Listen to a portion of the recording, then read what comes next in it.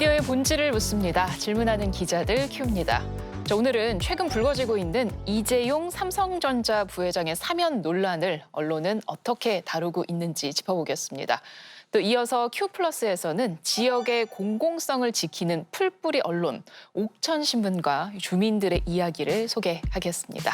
먼저 오늘 함께할 분들 만나보겠습니다. 유현재 서강대 커뮤니케이션학부 교수입니다. 안녕하세요. 예, 안녕하십니까. 전재입니다.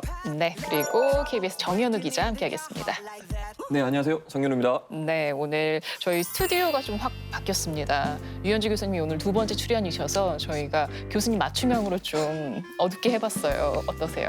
어두운데 화사해진 것 같습니다. 그래서 덩달아 제 얼굴도 화사하게 나오기를 기대해 보겠습니다. 알겠습니다. 자, 이제 본격적인 이야기 시작하겠습니다.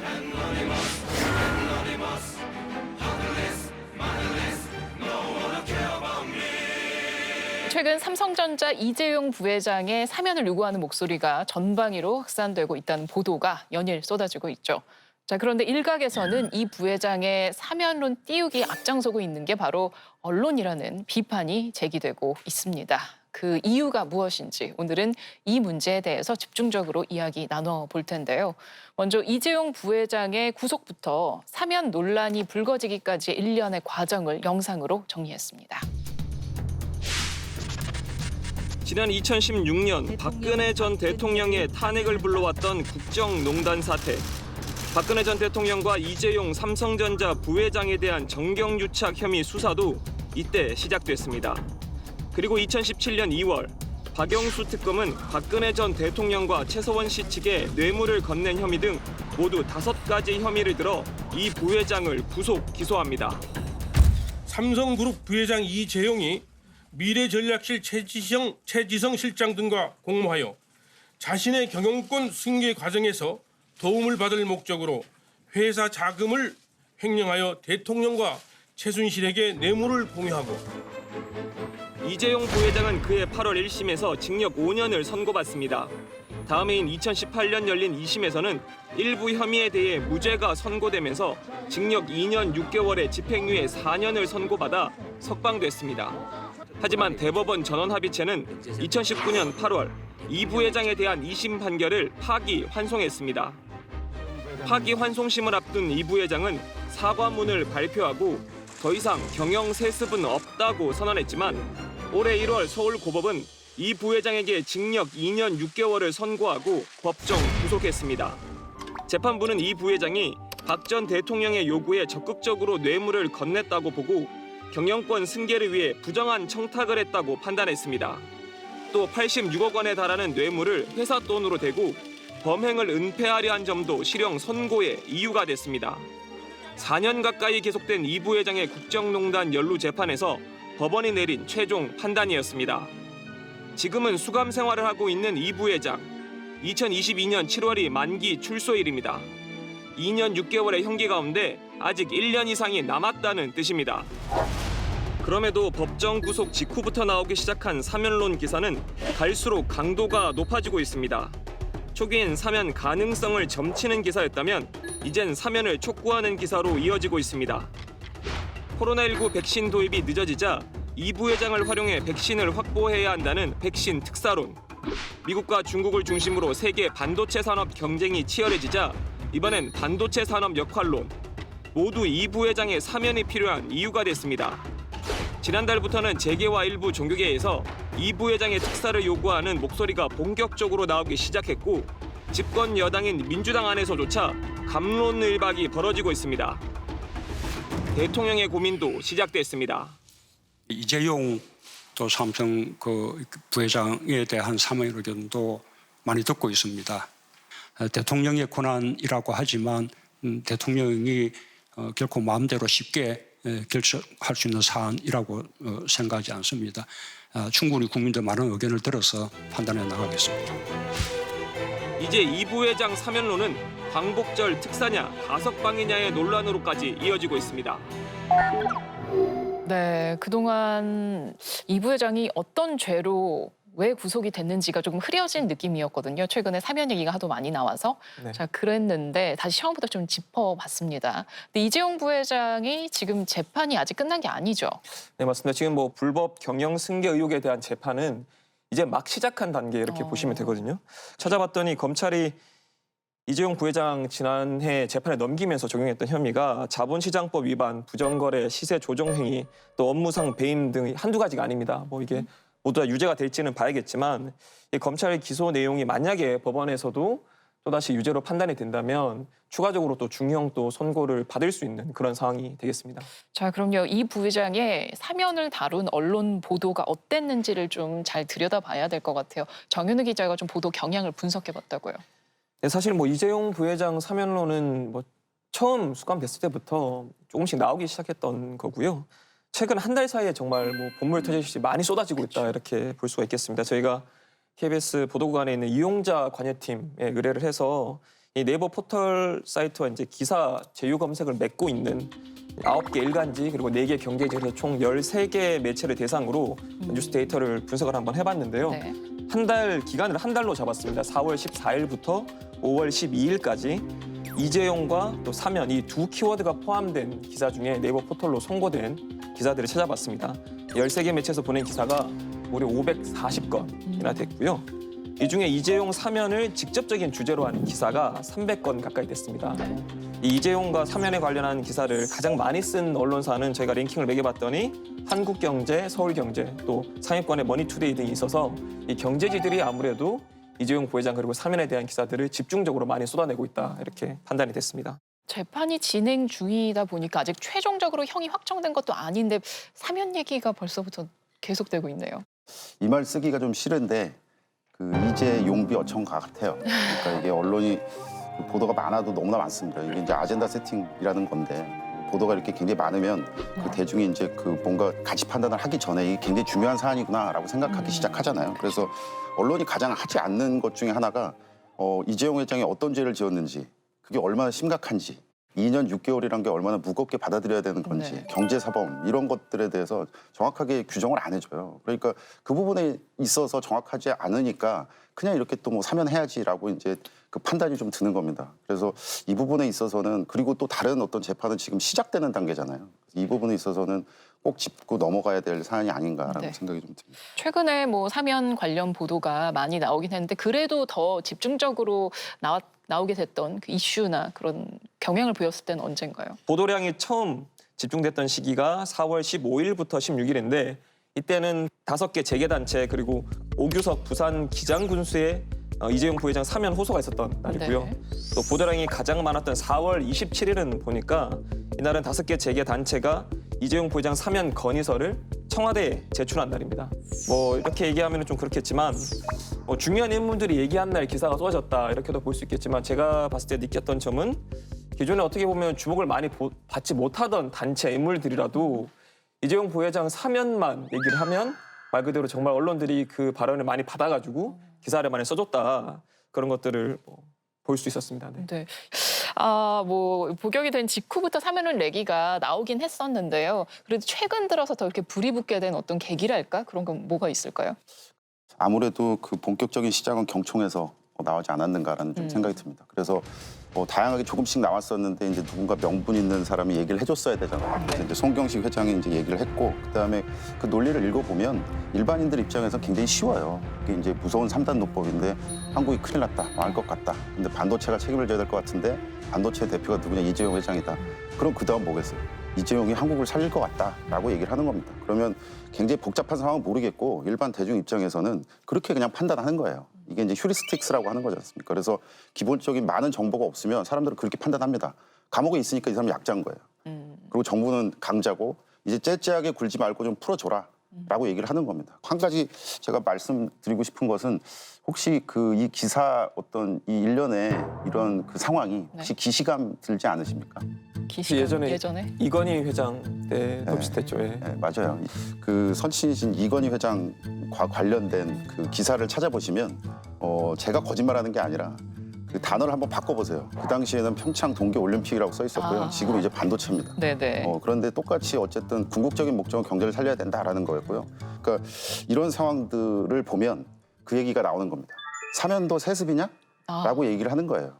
제기에서 이렇게 의도를 가지고 좀 나서고 있는 게 아니냐 이런 생각을 하게 되는 건 아까 교수님 말씀해 주셨지만 제가 최근에 봤던 어쨌든 이재용 부회장의 사면이 본격화됐던 계기는 송경식 경총 회장의 인터뷰가 계기가 됐는데 네. 이 당시에 저희가 이제 이 기사를 좀 살펴보다 보니까 같은 시점에 이 경총 회장이 이재용 부회장 사면이 필요하다라고 말한 인터뷰 기사가 나간 날 한국경제랑 동아일보 온라인판에는 이런 기사가 똑같은 이런 기사가 실립니다. 이제 고 이건희 삼성전자 회장이 4월 30일로 예정됐던 상속세 신고 납부 마감을 앞두고 기증의 뜻을 발표할 가능성이 있다는 재계의 관측이 나오고 있다. 네. 근데 이게 당시에 뭐 삼성 쪽에서 어떤 방안을 발표를 했던 게 아니거든요, 공식적으로. 이런 좀 시기적으로 좀 왜 이게 딱 맞아 떨어지지 이런 생각이 좀 드는 게 또 있습니다. 지난달 22일에는 5개 경제단체가 이재용 부회장 사면을 정부에 좀 공식 건의하겠다 이렇게 했는데 이 예고한 날 이재용 부회장 경영권 불법 승계 의혹 1차 공판이 있었고요.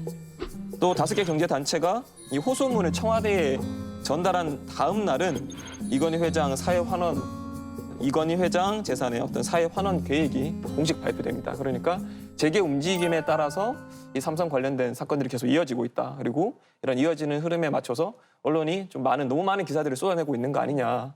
이런 좀 합리적인 의심이 드는 것도 사실입니다. 네, 보면은 뭔가 참 시의적절하게 타이밍이 참 잘 맞는다라는 그런 생각도 드는데요. 이에 대해서 뭐 삼성이나 경총 측의 입장은 어떻습니까? 그래서 이게 너무 좀 공교롭게도 맞아떨어지니까 양쪽의 입장을 한번 취재를 해봤는데요. 경총 측에서는 아무래도 한국경제에서 계속 지속적으로 인터뷰 요청을 해왔던 것이고 그에 맞춰서 일정을 조율하다 보니까 그때 인터뷰를 했다. 그리고 경총 회장의 평소 지론이었을 뿐 뭔가 타이밍을 맞춘 건 아니었다 이렇게 얘기를 했고 한국경제 기자도 자기가 경총을 출입하는 기자이기 때문에 회장에 대해서 인터뷰를 지속적으로 요청을 했는데 마침 그때 된다고 해서 했을 뿐이다. 그리고 맞추려고 했던 의도가 있었던 건 아니다. 이렇게 설명을 해왔습니다. 네. 분명히 모든 언론들이 일사불란하게 하나의 전략 누군가 한 사람이 나와서 이렇게 막 하진 않았을 거예요. 그런데 어쩜 저렇게 똑같은 색깔로 똑같은 논리로 그 3단 논법으로 이렇게 뭔가 사안 자체를 전달하는가를 생각을 해보면 참 쉽지 않다. 그리고 상속세 그것도 마찬가지인 거예요. 네. 그러니까 정현우 기자님 말씀하셨습니다마는 정확하게 보면 여기 헤드라인에도 뭐 60%가 사회 환원이라고 그러는데 사회 환원이 아니잖아요. 세금 내는 겁니다. 지금 시청자분들도 그렇고 저도 그렇고 사회자분도 그렇고 다 마찬가지잖아요. 세금을 내는 걸 사회 환원이라고 하지 않습니다. 그러면 지금 5월 달인데 신고잖아요. 네. 그 소득세 신고 달이잖아요. 그럼 우리가 사회 환원의 달이라고 부릅니까? 그렇지 않지 않습니까? 그런데 5월은 사회 환원이다. 그러니까요. 그런데 왜 이런 부분에 있어서 분명히 그러지 않겠다고 얘기를 해서 개혁 부르짖던 그런 언론들이 왜 삼성에 있어서만큼은 자꾸만 그렇게 잣대를 들이대는지 그 부분에 있어서 이건 정의의 문제가 아닌가 싶습니다. 네. 자, 이재용 부회장에 대한 이 사면론을 전하는 언론의 태도를 살펴보고 있는데요. 많은 언론들이 뭐 사면을 띄우기에 나섰다 이런 비판이 일고 있는데 이게 꼭 다 그런 건 아니었던 것 같아요. 언론사의 성향에 따라서 또 시각 차이도 극명히 나타났죠. 일례로 사례로 보면 지난 10일에 이제 문 대통령이 취임 4주년 기자회견을 했는데 그때 전직 대통령이랑 또 이재용 부회장 사면에 대해서 대통령이 언급을 했습니다. 근데 이 똑같은 언급을 두고 경향신문은 뭐라고 헤드라인을 뽑았냐면 문 대통령 전직 대통령과 이재용 사면론에 대해서 대통령 권한이지만 마음대로 결정할 사안은 아니다 이렇게 뽑았거든요. 근데 동아일보는 같은 얘기를 어떻게 뽑냐면 사면 국민 의견 듣고 판단 가능성 열어놔 이렇게 뽑았습니다. 경향신문은 그러니까 대통령이 마음대로 할 수 있는 일이 아니다라고 네. 했는데 동아일보는 사면의 가능성이 일어났다. 이렇게 완전히 판단이 달라지는 거고요. 같은 말이었는데. 그러니까 데이터 분석 결과에서도 이런 측면이 똑같이 드러났습니다. 언론사별로 이렇게 자사 의견을 좀 많이 드러내는 게 오피니언, 칼럼, 뭐 사설 이런 네네. 거잖아요. 이런 걸 보면 이 저희가 분석했던 이 한 달 정도 되는 남짓 기간에 오피니언 기사가 23건이 나왔었는데 찬성 주장을 담은 의견 기사가 14건이었어요. 어디서 많이 썼냐 이렇게 봤더니 중앙일보가 4건, 매일경제가 5건 이렇게 좀 특히 많이 썼었고 네. 반대 입장 의견이 몇 건 있었나 이렇게 오피니언을 봤더니 한 5건 정도뿐이었는데 한겨레가 3건으로 가장 많았고 네. 경향신문 1건, 서울신문 1건 이 정도 수준이었습니다. 언론사가 의견 기사를 기진하고 사설을 하고 의견을 막 이렇게 밝힌다는 게 그건 절대 잘못된 게 아닌 거라고 저는 생각합니다. 근데 문제는 이 잣대에 대해서 이 원칙에 대해서 자꾸만 틀려요. 그러니까 예를 들어서 법과 관련된 겁니다. 이 사명권, 그다음에 뭐 정치적인 뭐 어떤 그 배려 뭐 이런 것들에 대해서 중앙일보 2007년으로 기억되는 겁니다만은 헤드라인을 어떻게 보면 사명권에 흔들리는 법치 뭐 이렇게 됐고 그다음에 조선일보 19년에 보면 내 편의 폭력 면허 뭐 내주는 뭐 특별 사면 뭐 이런 식으로 됐어요. 네. 그러니까 그때는 사면과 관련돼서는 이렇게 여유를 두면 안 된다라는 주장이었어요. 그러니까 법이 바뀌지 않았잖아요. 똑같은 법이에요. 근데 그 부분에 있어서는 독자들도 그런 생각을 하지 않겠습니까? 뭐 그때는 맞고 지금은 틀리다 뭐 이런 거냐? 뭐 이제 사면과 관련돼서 자꾸만 이중잣대를 들이대는 것을 보면 조금 흔들리고 있구나. 그다음에 결국 하고 싶은 얘기는 이거겠구나라는 생각이 조금 들어서 그 부분이 안타깝고요. 이재용과 삼성은 분리해서 그렇죠. 기사를 작성을 해주시면 어떨까라는 생각입니다. 또 하나 제가 보고 놀라웠던 기사는 세계일보의 배연국 칼럼인데요. 제목부터 신박합니다. 제목이 반도체를 사면하라예요. 이재용 부회장이 반도체랑 같은 존재가 된 겁니다. 그랬네요. 예. 그래서 시작부터 무슨 얘기가 나오냐면 1597년 봄 전쟁 중에 이순신 장군은 서울로 압송됐다 이렇게 시작합니다. 그래서 본인은 기사 안에서 이재용 부회장과 이순신 장군을 이렇게 동일하게 놓을 의도가 없다라고 얘기하는데 기사 내용을 보면 동일하게 놓고 있어요. 네. 세계 반도체 전쟁이 있고 이재용 부회장이 우리의 장수다 이런 표현들을 하고 있거든요.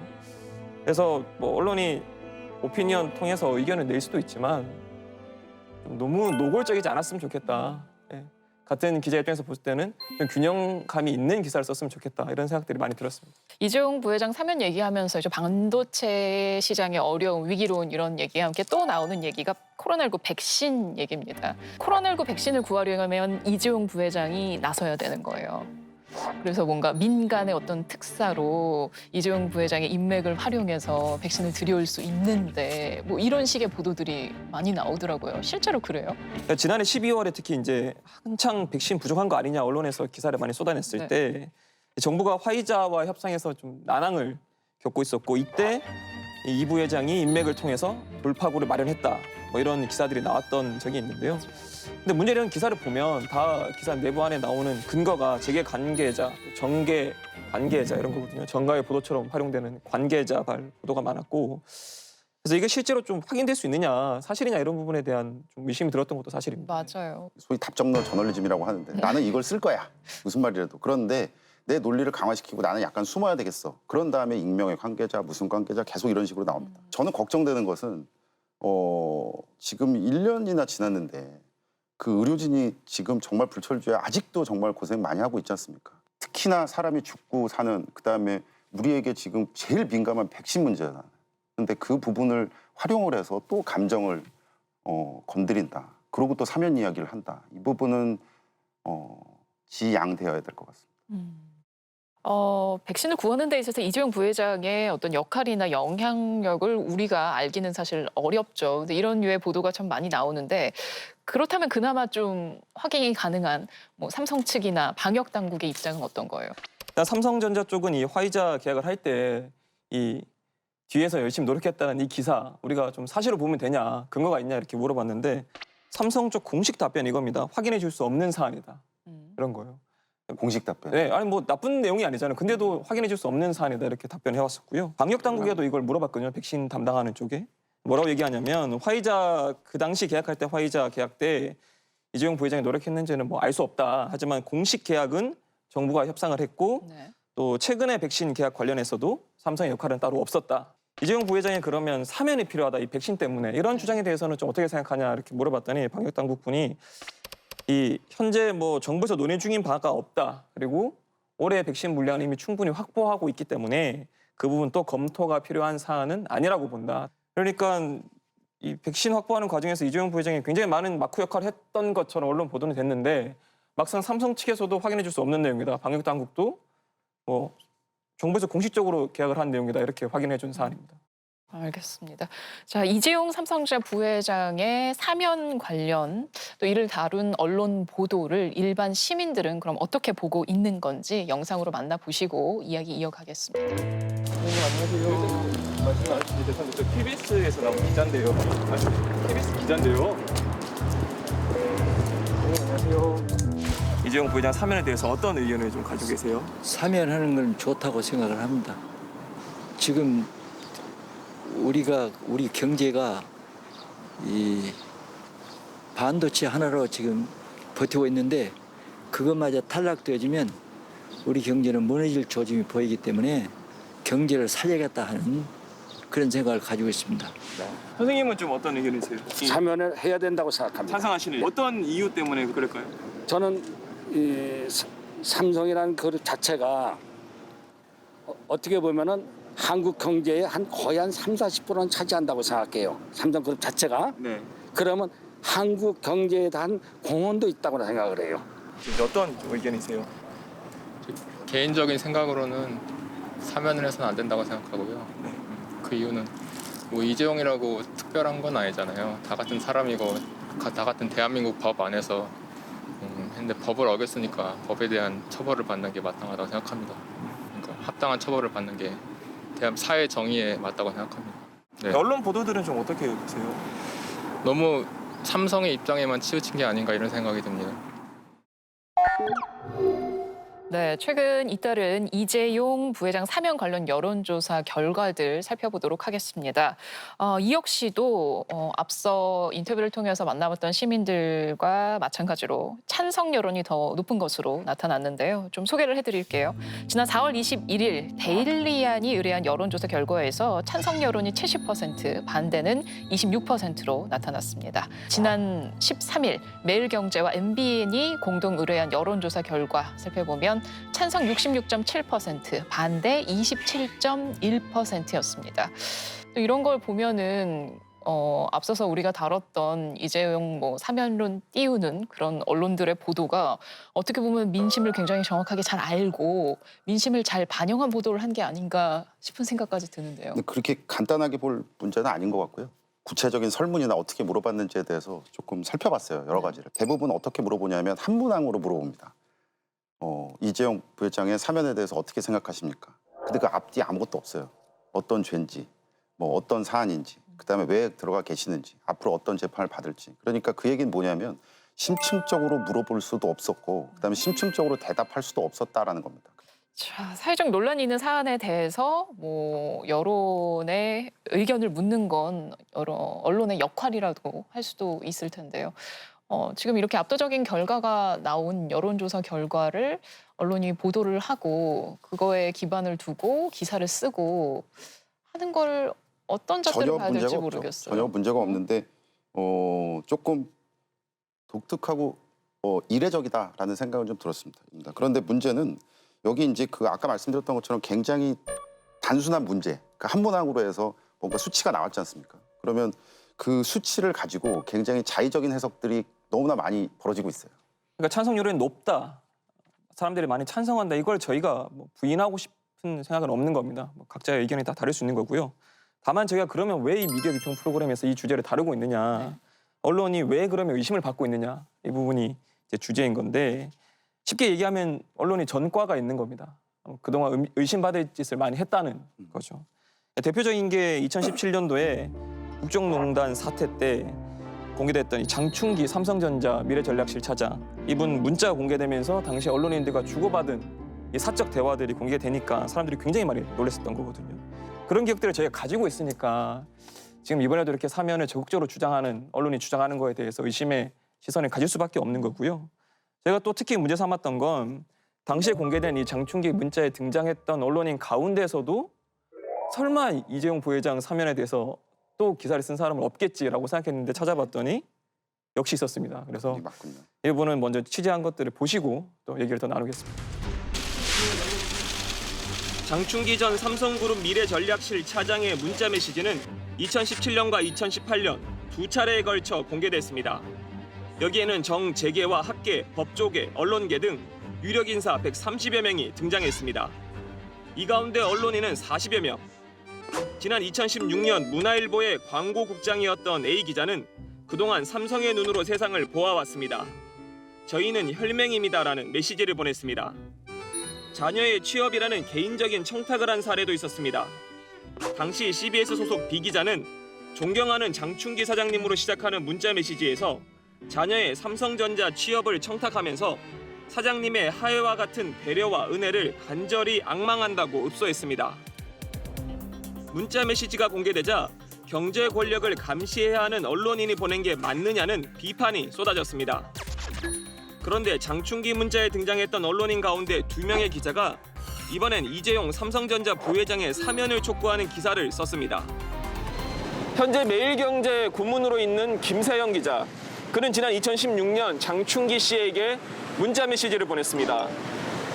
3일 전 매경 일면 보도대로 저는 주필 자리에서 논설 고문으로 발령이 났습니다. 그동안 저에게 과분하게 베풀어 주신 은혜를 늘 생각하겠습니다. 김세영 올림. 그가 지난달 쓴 문 대통령 이재용 특별 사면할까라는 제목의 칼럼은 이렇습니다. 이제 대통령이 결단만 내리면 되는 것. 8.15 때 이재용 부회장도 함께 사면한다면 적정한 타이밍이 될 것. 그리고 문 대통령은 특별 사면을 해도 되고 안 해도 된다면서 지지 세력과 자신의 신념을 거스를 수 있는 것이야말로 지도자의 진정한 용기라고까지 주장합니다. 장충기 문자로 본인이 주목받을 수 있음을 알면서도 왜 이런 칼럼을 썼는지 김 기자에게 직접 물었습니다. 이에 대해 김 기자는 장충기 문자 건과 연결시키지 말라며 당시 개인으로서 인사이동에 따른 인사 메시지를 홍보실장들과 주변 사람들에게 다 보냈다고 답했습니다. 그러면서 이재용 부회장과는 무슨 상관이냐며 아주 불쾌하다는 말과 함께 전화를 끊었습니다. 문자 메시지를 통해 거듭 입장을 물었지만 추가 답변은 듣지 못했습니다. 장충기 문자에 등장한 언론인 가운데 이재용 부회장의 사면을 촉구하는 기사를 쓴 언론인은 한 명 더 있습니다. 중앙일보 이철호 기자입니다. 2014년 이철호 기자는 중앙일보의 논설 주간이었습니다. 이 기자는 장충기 씨에게 와인을 잘 마시겠다는 감사의 문자 메시지를 보냈습니다. 그가 쓴 번역기 돌려야 하는 친문들의 언어라는 칼럼은 지난 6일 중앙일보에 실렸습니다. 이철호 기자는 칼럼에서 당초 정부는 특별 사면은 국민적 공감대가 없으면 쉽지 않다는 입장이었다. 뒤집어 말하면 국민적 공감대가 있으면 사면을 검토할 수 있다는 분위기였다. 모든 조사에서 이 부회장 사면은 70%가 찬성으로 나타났다. 국민적 공감대가 이뤄진 것이라고 썼습니다. 이철호 기자는 전화통화에서 미디어 비평 프로그램 질문하는 기자들 큐 소속 취재기자라고 밝히자 회의에 간다며 곧바로 전화를 끊었고 문자 메시지를 통한 질문에도 끝내 답변이 없었습니다. 네, 일명 장충기 문자라고 불리는 이런 문자가 공개가 되고 나서 당시에 파장이 상당했던 걸로 기억을 합니다. 언론에서는 거의 뭐 치욕의 사례다 이렇게 후배 기자들 입장에서는 그렇게 기억하고 있습니다. 근데 거기에 연관됐던 인물들, 언론인들이 여전히 자리를 지키고 있고 또 되게 활발히 기사를 쓰고 계시네요. 어떻게 보셨어요? 저는 영화 덕후라서 그런지 그 기자 그다음에 그 기사 보고 영화 대사 떠올랐습니다. 그 봄날은 간다에서 유지태 씨가 사랑이 어떻게 변하니 그러잖아요. 네. 근데 그게 참 비현실적으로 들렸어요. 사랑은 다 변하니까. 근데 사랑은 안 변하더라고요. 삼성에 대한 사랑은. 좀 기자 입장에서는 아쉬운 게 어쨌든 삼성 장충기 이 문자 공개됐을 때 언론이 많은 지탄을 받았고 언론인들이 비판을 받았거든요. 그럼에도 불구하고 그때 좀 더 단죄가 잘 됐다면 언론이 좀 더 솔직하게 이 문제를 다뤘었다면 사회적인 공론화를 했었다면 과연 장충기 문자 속에 등장하는 언론인이 지금 와서 또다시 이재용 사면론을 글을 쓸 수 있을 것인가, 사설이나 오피니언, 기사를 쓸 수 있을 것인가 이런 생각이 들거든요. 삼성 친화적이라는 이야기가 나오는 언론의 이런 태도들, 최근에는 뭐 삼성 종속적이다라는 얘기까지도 나오는데 둘러보면 이게 구조적인 문제에서 비롯이 된 것 같아요. 이런 언론의 경향이. 이런 점들이 달라질 수 있을까 하는 회의감도 드는데요. 유 교수님 어떻게 보세요?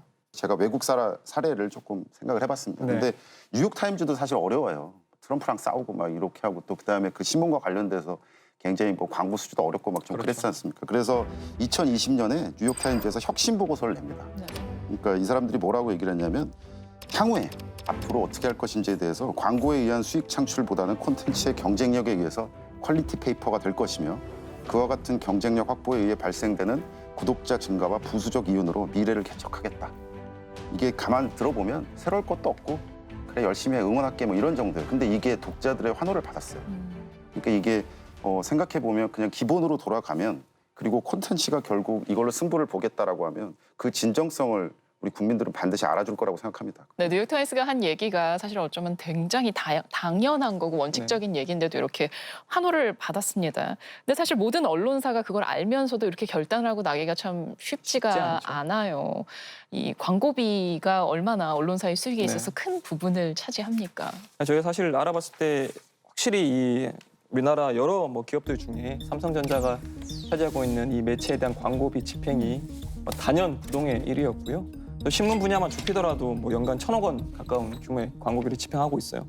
그럼 이 파이, 이 영역을 놓을 수 있을 것이냐 이런 두려움이 생길 수도 있습니다.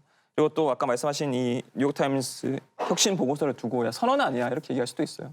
근데 실제로 그렇지 않다, 충분히 가능하다 이런 실제 사례가 있기 때문에 제가 이런 말씀을 드릴 수 있는 것이고 실제로 이제 2017년도 국정농단 사태 당시에 JTBC, SBS 이런 삼성그룹을 향해서 비판적인 기사 많이 쏟아냈거든요. 그러면 그때 과연 그들이 삼성으로부터 광고를 많이 못 받아서 힘들어졌느냐? 그렇지 않습니다. 그때 결론적으로 보면 이 원칙에 따라서 보도를 했을 때 오히려 신뢰도는 높아졌었고 이 광고도 오히려 흑자가 났었다. 이런 평가가 나왔습니다. 결과가 나왔었습니다.